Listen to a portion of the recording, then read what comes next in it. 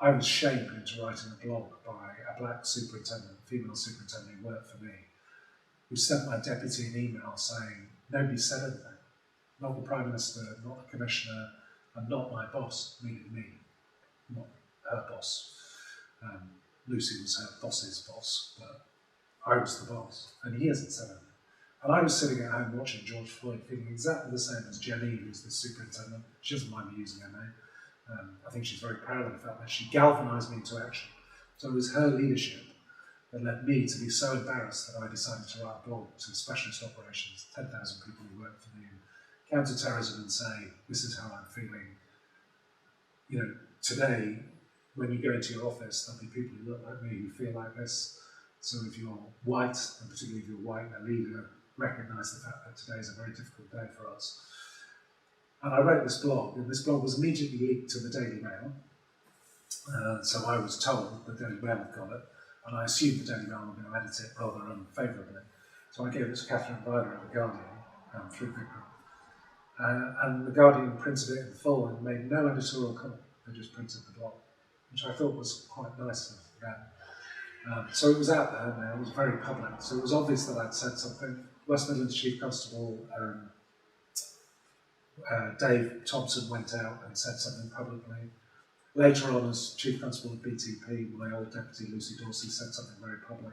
Very few Chief Constables said anything public about what was going on. And ever since that day, I have been inundated with offers to speak, to mentor.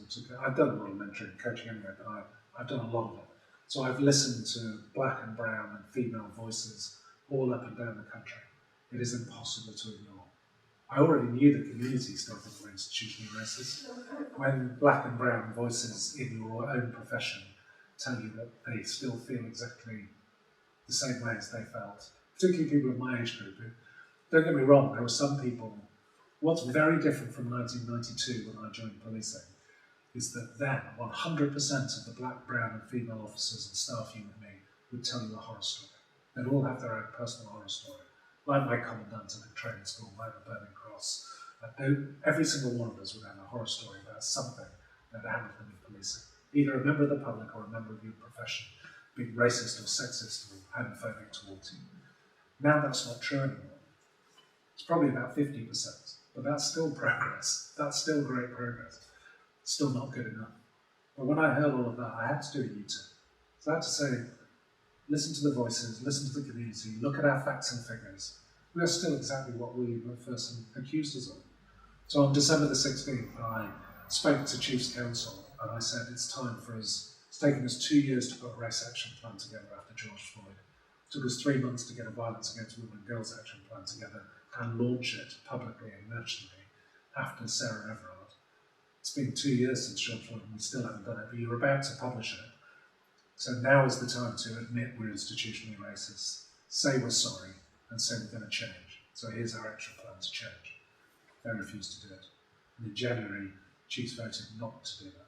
And that's part of the reason I retired. Because I don't trust this generation of Chief Constables to reverse the problem of institutional racism. I'm sorry, I just don't. They decided that they would rather not do that. I understand some of their reasons for not doing it, I just don't agree with them.